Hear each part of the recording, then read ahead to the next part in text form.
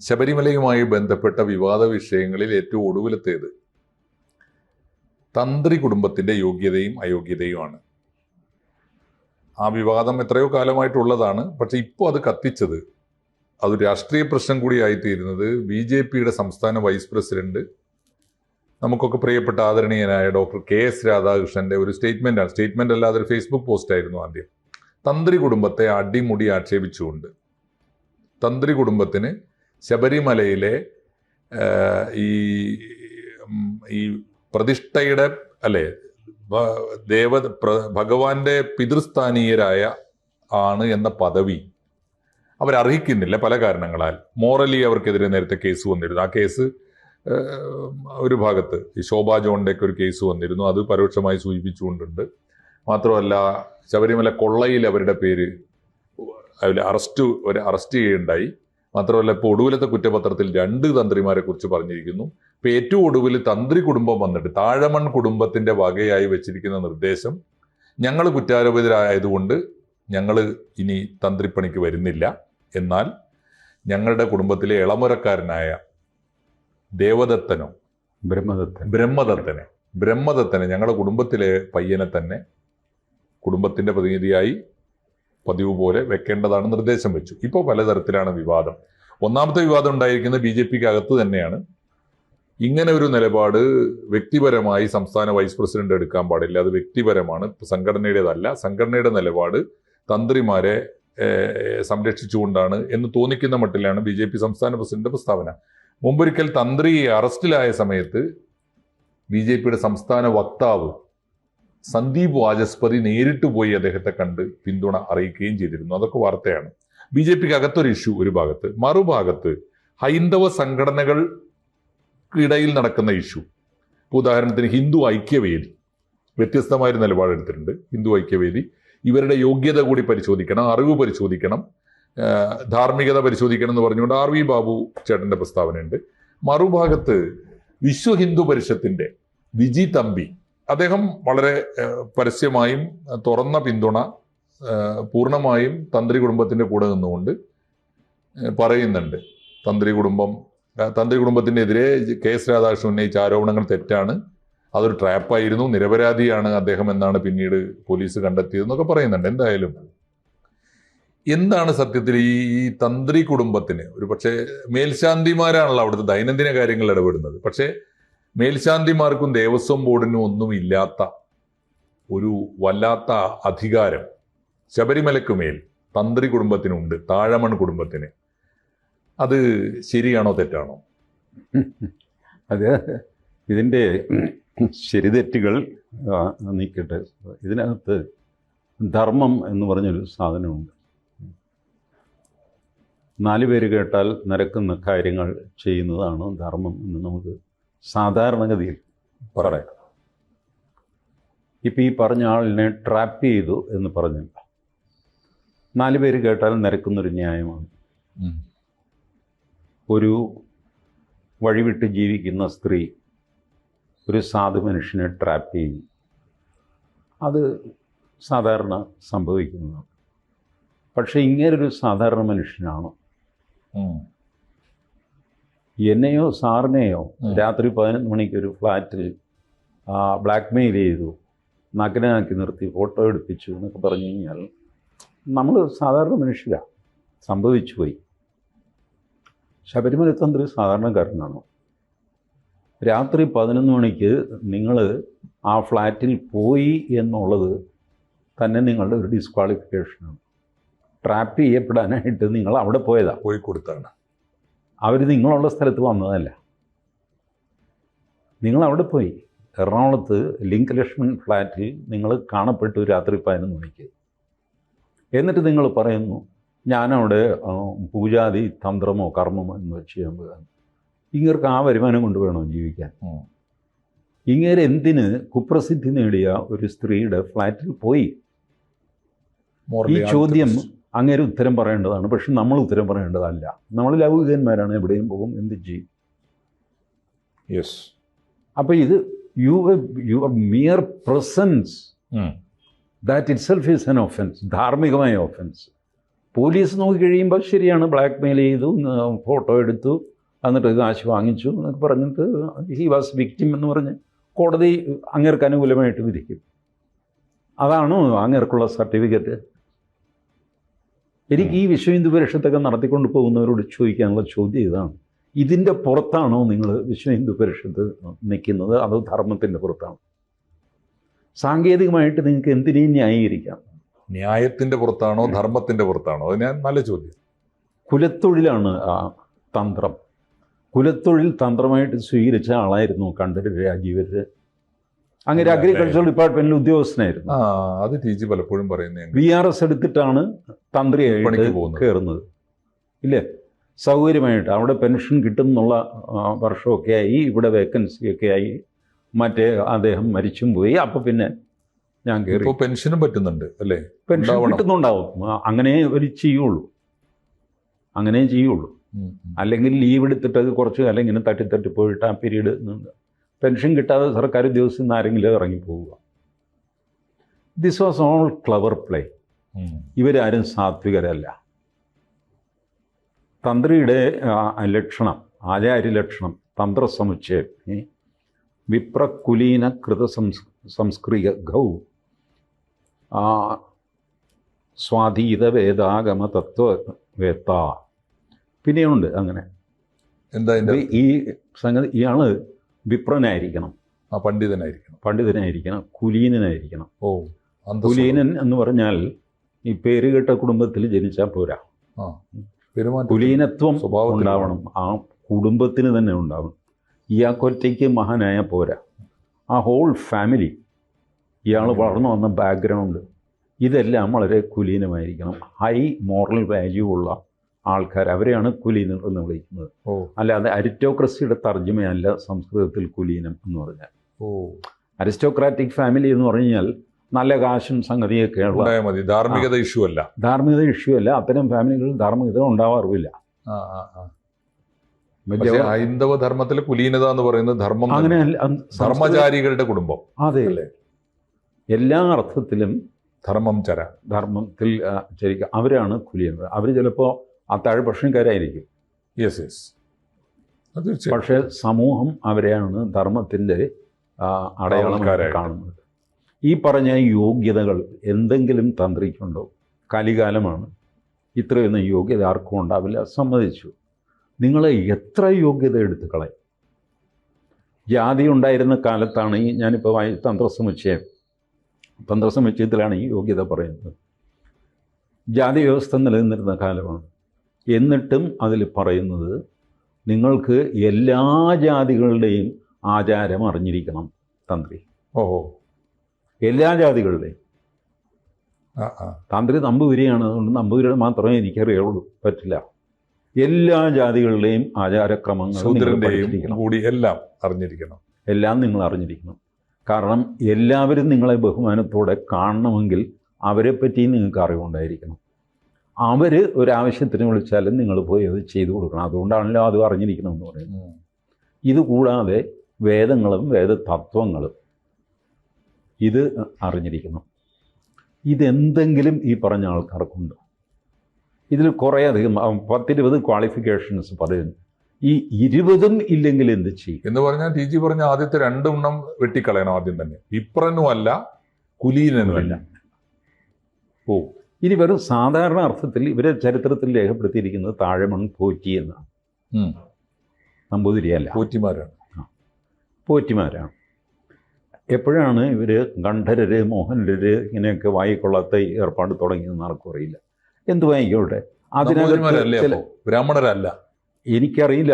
താഴമൺ പോറ്റിമാരെന്നാണ് പഴയ റെക്കോർഡുകളിലൊക്കെ ഉള്ളത്. താഴമൺ പോറ്റി എന്നാണ്. ഇനി പോറ്റിമൂത്ത് നമ്പൂതിരിയായോ എന്നറിയില്ല. അങ്ങനെ ഒരു ഏർപ്പാടുണ്ട് നാട്ടുനൃത്തം. എൻ്റെ ചെറുപ്പത്തിൽ പറഞ്ഞേക്കാം. ജാതിശ്രേണിയിൽ മുകളിലേക്ക് കയറുന്ന വിധം ചോകാൻമൂത്ത് തണ്ടാനാകും. ചോകാൻ എന്ന് പറഞ്ഞാൽ ഈഴവൻ. ചോകാൻമൂത്ത് തണ്ടാനാകും. തണ്ടാൻ എന്നൊക്കെ പറഞ്ഞൊരു സർനെയിമുണ്ട്. ഈഴവരിൽ തന്നെ ഒരല്പം മുന്തിയത്. തണ്ടാൻ മൂത്ത് പിള്ളയാകും. പിള്ള എന്ന് പറഞ്ഞാൽ നായരുമാകാം, in between in between Pillai മറ്റേ ഇതുണ്ട് ചെട്ടിപ്പിള്ള എന്നൊക്കെ പറഞ്ഞു, പത്മശാലിയ വിഭാഗം. അപ്പൊ നെയ്ത്തുകാരല്ലേ? നേരിയ അതിരിലാണ്, ഈഴവനും അല്ല നായർ. അപ്പൊ തണ്ടാമൂത്ത് പിള്ളയാകും, പിന്നെ പിള്ളമൂത്ത് നായരാകും.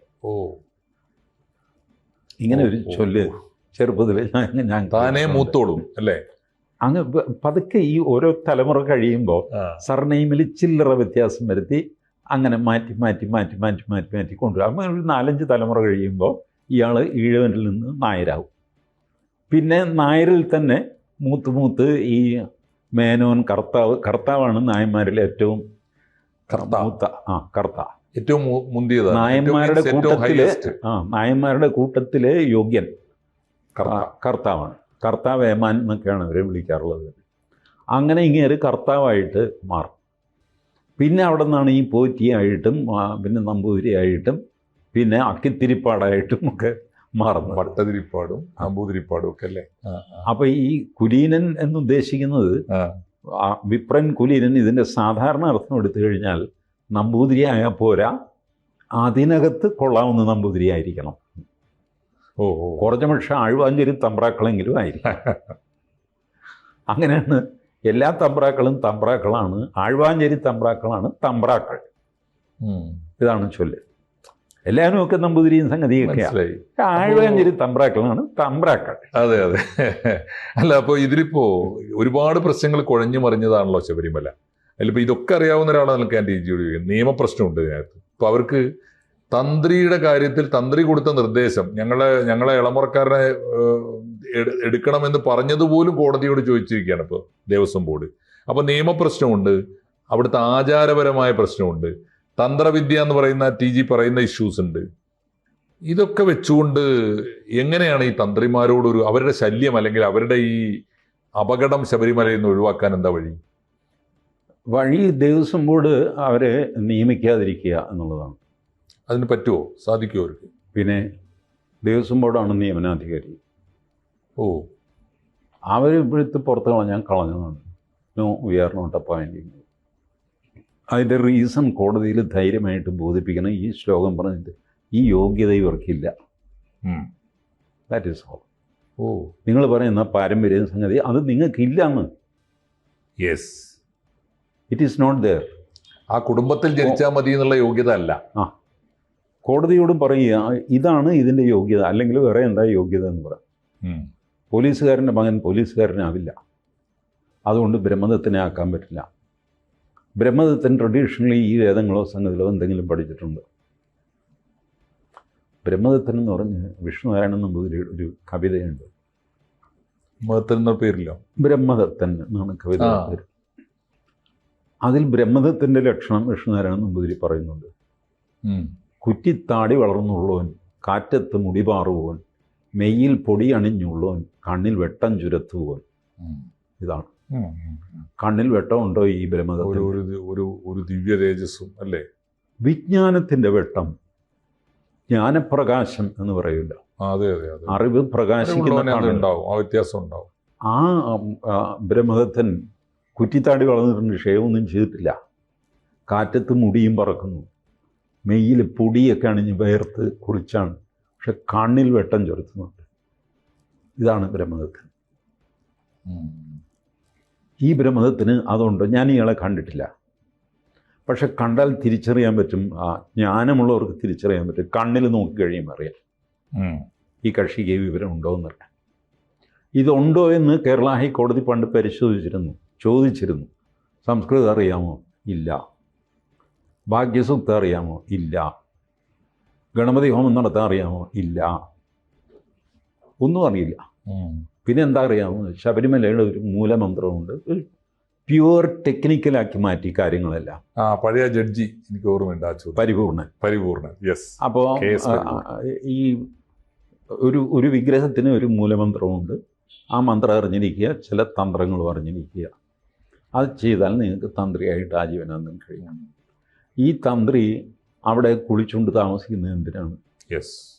സന്നിധാനത്തിൽ അവിടെ താമസമാണത്ര. ശ്രീകോവിലിൽ നിന്ന് ഒരു 100 അടി പോലും ഉണ്ടെന്ന് എനിക്ക് തോന്നുന്നില്ല. അവിടെ ഇദ്ദേഹം താമസിക്കുന്ന മുറി കക്കൂസ് ഒക്കെ ഉണ്ട്. അയ്യോ, ശ്രീകോവിലിനോട് ചേർന്ന് കക്കൂസുള്ള ഏക ക്ഷേത്രം ഭൂമിയിൽ ശബരിമല അയ്യപ്പ ക്ഷേത്രമാണ്. ഭൂമിയിൽ. എന്നാൽ അയ്യപ്പനെ അശുദ്ധമാക്കുകയാണ്, അപമാനിക്കുകയാണ് അതല്ലേ? ഞാൻ ഒരു 150 അടി ദൂരെയായിട്ട് ഈ മലമൂത്ര വിസർജനത്തിന് സ്ഥലം കൊടുക്കണമല്ലോ. അപ്പോൾ അത് കൊടുത്ത ക്ഷേത്രങ്ങൾ പലതും ഞാൻ കർണാടകത്തിൽ, ആന്ധ്രയിലൊക്കെ കണ്ടിട്ടുണ്ട്. ക്ഷേത്രങ്ങൾ അത് കോമണാണ്. അവിടെ തൊഴാൻ വരുന്ന ഭക്തന്മാർക്കും ഉപയോഗിക്കാം, മേൽശാന്തിക്കോ ആർക്കോ എന്താണെന്ന് വെച്ചാൽ ഉപയോഗിക്കാം. അത് കഴിഞ്ഞിട്ട് അവർക്ക് ശരീരശുദ്ധി വരുത്താൻ കുളിക്കാനൊക്കെ ആയിട്ട് അവർ അമ്പലത്തിൻ്റെ കുളത്തിൽ തന്നെ പോകണം. അല്ലാതെ അവർക്കായിട്ട് കുളിമുറിയില്ല, ഭക്തർക്കും കുളിമുറിയില്ല. പക്ഷേ ഇതൊരു അത്യാവശ്യ സംഗതിയാണ്, അതുകൊണ്ട് അത് പ്രൊവൈഡ് ചെയ്തിട്ടുണ്ട്. പക്ഷെ അതും ഒരു വളരെ ദൂരെയായിട്ടാണ്. ഇത് ഇങ്ങനെയൊക്കെ ഇവർ ചെയ്യുന്നു. ഇതൊക്കെ ആലോചിച്ചു എങ്ങനെ എപ്പോൾ തുടങ്ങി? ഇതൊന്നും മാറ്റാൻ ആർക്കും സാധിക്കില്ല. ഈ തന്ത്രിയുടെ മുറി ഒരു 100 അടി മാറി ആ മാളികപ്പുറത്തമ്മയുടെ അപ്പുറത്ത് വയ്ക്കാമെന്ന് പറഞ്ഞാൽ തന്ത്രി സമ്മതിക്കുമോ? സമ്മതിക്കില്ല. കാരണം ഇവിടെ ഇരിക്കുന്നതുകൊണ്ടാണ് വരുമാനം. തൊഴുത് വരുന്നവരുടെ വഴിയിലാണ് തന്ത്രി മുറി തുറന്നിരിക്കുന്നത്. ചരട് ജപിച്ചു കൊടുക്കുക, അവിടെ ചെയ്യുക, പൈസ വാങ്ങുക, ആളുകൾ മുറിക്കുള്ളിലേക്ക് കാശ് എറിയുക, അങ്ങനെ ഓരോ സീസണിലും കാശ് ഉണ്ടാക്കി കൂട്ടുക. ഇപ്പോൾ അത് എനിക്ക് വേണ്ട, പുള്ളി കേസിൽ പെട്ടുകൊണ്ടല്ലോ, എന്തോ ആരോഗ്യ പ്രശ്നമൊക്കെ കാണിച്ചാൽ കണ്ടീഷണൽ റെസിഗ്നേഷനാണ്. എനിക്ക് ഒഴിയണം, ബ്രഹ്മദത്തിനെ വയ്ക്കണം. ബ്രഹ്മദത്തിനെ വെച്ചില്ലെങ്കിലോ ഞാൻ ഒഴിയില്ല എന്നാണ് അതിൻ്റെ അർത്ഥം. കണ്ടീഷനിലാണ്. പിന്നല്ലാതെ ഇങ്ങനെ വിലപേശുന്ന തന്ത്രി ഇങ്ങനെയാണോ വിപ്രൻ? ഇങ്ങനെയാണോ കുലീനൻ? തീർച്ചയായിട്ടും. എനിക്ക് അദ്ദേഹം അറസ്റ്റിലായ ദിവസം അന്ന് അദ്ദേഹം ദേവസ്വം ബോർഡിന് കത്ത് കൊടുക്കണം, ഞാൻ ഒഴിയുകയാണെന്ന് പറയണം. അല്ലാതെ ഇന്നയാളെ വെച്ചാൽ ഞാൻ ഒഴിഞ്ഞ ഒന്നുമല്ല, അൺകണ്ടീഷനായിട്ട് വെച്ച് പോകണം. ശരിയാണ്, ഒഴിഞ്ഞു. അങ്ങനെയാണ് തൻ്റെ ധാർമ്മികത തെളിയിക്കേണ്ടത്. അങ്ങനെയാണ് കുലീനാവേണ്ടത് അല്ലേ? ശരി. കോടതിയിലും പറയുക, എനിക്ക് ജാമ്യമൊന്നും വേണ്ട, പോലീസിന് എത്ര കാലം എന്നെ കസ്റ്റഡിയിൽ വേണോ കൊടുത്തേക്ക്, ഞാൻ പൊക്കോളാം. എത്ര കാലം എന്നെ ജയിലിലിട്ടാൽ ജഡ്ജിക്കും പോലീസിനും തൃപ്തിയാകുമോ അത്രയും കാലം എന്നെ ജയിലിലിട്ടോ. ഇത് പറയണ്ടേ? ഇത് പറയാനുള്ള ധാർമ്മിക അവകാശം അങ്ങേർക്കില്ല. അതുകൊണ്ടാണ് അങ്ങേര് വക്കീലന്മാരെ വെച്ച് ഗുസ്തി പിടിച്ച് ജാമ്യം വാങ്ങിച്ച് അതിനകത്ത് ഇങ്ങനെയുണ്ട് എന്നൊക്കെ പറഞ്ഞ് അതിന് അപ്പീൽ പോയിട്ട് വാട്ട് എ നോൺസെൻസ്. ഇങ്ങനെയൊക്കെ ഇത് അഹമ്മദ് മാഷോ ടി ജി മോഹൻദാസോ ചെയ്യേണ്ട ജോലിയാണ് ഇതൊക്കെ. ജാമ്യത്തിന് വേണ്ടി ഗുസ്തി പിടിക്കുക, അങ്ങനെ ചെയ്യുക, പത്രത്തിൽ വാർത്ത കൊടുക്കുക, ടി വി ചാനലിൽ ബഹളം വയ്ക്കുക, ഇതൊക്കെ ലൗകികന്മാർ ചെയ്യുന്നത്. ആത്മവിദ്യയിൽ അഭിരമിക്കുന്ന മനുഷ്യർ അവരത് ചെയ്തു. എവിടെയെങ്കിലും വെച്ച് ഇതിൻ്റെ ശുദ്ധി കലശം തുടങ്ങണ്ടേ? എനിക്ക് ഈ അത്താഴപ്പക്ഷക്കാരായ തന്ത്രിമാരെ എനിക്കറിയാം, മഹാപണ്ഡിതന്മാർ. അവർ വാതുറക്കില്ല, അവർ ഈ വിവാദത്തിൽ ഒരു അക്ഷരം പറയില്ല. ഒരാൾ യോഗ്യനാണോ അല്ലയോ എന്നുള്ളതും അവർ പറയില്ല. അവരവരുടെ ഡ്യൂട്ടി ചെയ്ത് ഇപ്പോഴും കേരളത്തിൽ ജീവിക്കുന്നവരുണ്ട് അത്താഴപ്പക്ഷക്കാർ. ഒരു കുടവേറ് പോലും അവർക്കുണ്ടാവില്ല. വയറ് ചൊട്ടി അകത്തേക്ക് പോയിട്ടുണ്ടാകും. പൂണൂലിൻ്റെ ഭാരം കൊണ്ട് തോളൊടിഞ്ഞു പോകുമെന്ന് തോന്നുന്നു നമുക്ക്, അത്രയ്ക്ക് ദുർബലരായ മനുഷ്യർ. പക്ഷേ അവർക്ക് അവരുടെ മുഖത്ത് നോക്കിക്കഴിഞ്ഞാൽ സാറിന് കണ്ണെടുക്കേണ്ടി വരും. അത്രയ്ക്ക് ശാന്തതയാണ്. ജ്ഞാനത്തിൻ്റെ തിളക്കം ഉണ്ടാവും. അതെ, തീർച്ചയായിട്ടും. അതാണ് ചെയ്യേണ്ടത്. അതിന് വിശ്വ ഹിന്ദു പരിഷത്ത് തടസ്സം നിൽക്കുക, BJP തടസ്സം നിൽക്കുക. രാധാകൃഷ്ണൻ എന്തോ കുഴപ്പങ്ങൾ. രാധാകൃഷ്ണൻ്റെ ഫേസ്ബുക്ക് പോസ്റ്റ് ഞാനും വായിച്ചു, രാധാകൃഷ്ണൻ സാറിൻ്റെ. ഞാൻ സംസാരിക്കുകയും ചെയ്തു. ഞാൻ അദ്ദേഹത്തെ അഭിനന്ദിച്ചു. ഞാൻ സാർ ഇതൊക്കെ ഈ അവസ്ഥയൊക്കെ എഴുത്തച്ഛൻ രാമായണത്തിൽ പറഞ്ഞിട്ടുണ്ട്. ചക്ഷുശ്രവണകളസ്തമാം ദർദുരം ഭക്ഷണത്തിനപേക്ഷിക്കുന്നത് പോലെ. പാമ്പിൻ്റെ വായിൽ തവള ഭക്ഷണത്തിനായിട്ട് നാക്ക് നീട്ടുന്ന പോലെ. 2 കേസും ജാമ്യത്തിലും ഒക്കെ ആയിട്ട് പകുതി പാമ്പിൻ്റെ വായിലാണ്. അപ്പോഴും ബ്രഹ്മദത്തൻ. ശരിയാ. എന്തായാലും മോഹം തീരുന്നില്ല. അതെ. TG ഇതിനകത്ത് രാഷ്ട്രീയം എന്തായിരുന്നാലും ഇപ്പോൾ KS രാധാകൃഷ്ണൻ സാറിനെ അഭിനന്ദിച്ച TG ഒരു കാര്യം കൃത്യമായും വ്യക്തമാക്കിയിരിക്കുന്നു. അത് കേൾക്കേണ്ടവർ കേട്ടാൽ നല്ലത്. അത് മറ്റൊന്നുമല്ല, ഈ തന്ത്രി കുടുംബം ശബരിമലയ്ക്ക് അപമാനം ഉണ്ടാക്കിയ സ്ഥിതിക്ക് അവരെ മലയിറക്കാനുള്ള വകുപ്പുകൾ ദേവസ്വം ബോർഡിന്റെ കയ്യിലുണ്ട്. വേണമെങ്കിൽ അവർക്കത് ചെയ്യാവുന്നതേ ഉള്ളൂ. ദേവസ്വം ബോർഡ് അത് ചെയ്യില്ല. ദേവസ്വം ബോർഡ് സമർത്ഥമായിട്ടുണ്ട്. ജയകുമാർ അങ്ങനെ കോടതിക്ക് വിട്ടു. ശരീരം മുഴുവൻ എണ്ണ തേച്ച് നിൽക്കുകയാണ്. ഇപ്പം ആർക്കും പിടിക്കാൻ പറ്റില്ല, വഴുതി പോവും ജയകുമാർ. പുള്ളി പന്ത് കോടതിക്ക് കൊടുത്തു, പാസ് ചെയ്യും. ഇപ്പം ലോക ഫുട്ബോളിലൊക്കെ ഉണ്ടല്ലോ, മെസ്സിക്ക് അല്ലെങ്കിൽ എംബാപ്പയ്ക്ക് പാസ് ചെയ്ത് കൊടുത്തു പന്ത്. വേണമെങ്കിൽ ഗോൾ അടിച്ചോ, ഇല്ലെങ്കിൽ അടിക്കണ്ട, എന്റെ തലേന്ന് മാറി. തന്ത്രിമാരെക്കാൾ വലിയ തന്ത്രമാണ് ദേവസ്വം ബോർഡ് കളിക്കുന്നത്. പിന്നെ എന്നിട്ട് അദ്ദേഹത്തിന്റെ എഴുത്തോ, കുടജാദ്രിയിൽ കുടികൊള്ളും മഹേശ്വരി. ആ മഹേശ്വരിയോട് എന്തെങ്കിലും കമ്മിറ്റ്മെന്റ് ഉണ്ടെങ്കിൽ, ആ വരികളോട് എന്തെങ്കിലും ബഹുമാനം ഉണ്ടെങ്കിൽ ജയകുമാർ ഇത് തീരുമാനിക്കുക, നോ, ഒരു ബ്രഹ്മദത്തിനെ ഞാൻ വയ്ക്കുന്നില്ല എന്ന് തീരുമാനിക്കുക. Come what may. യെസ്, തീർച്ചയായിട്ടും. ഈ ബുഷിന് അടിക്കുന്നതിന് പകരം കുറ്റിച്ചെടികൾക്ക് അടിക്കുന്നതിന് പകരം അടിക്കേണ്ടടുത്താണ് ഇപ്പോൾ ടി ജി അടിച്ചത്.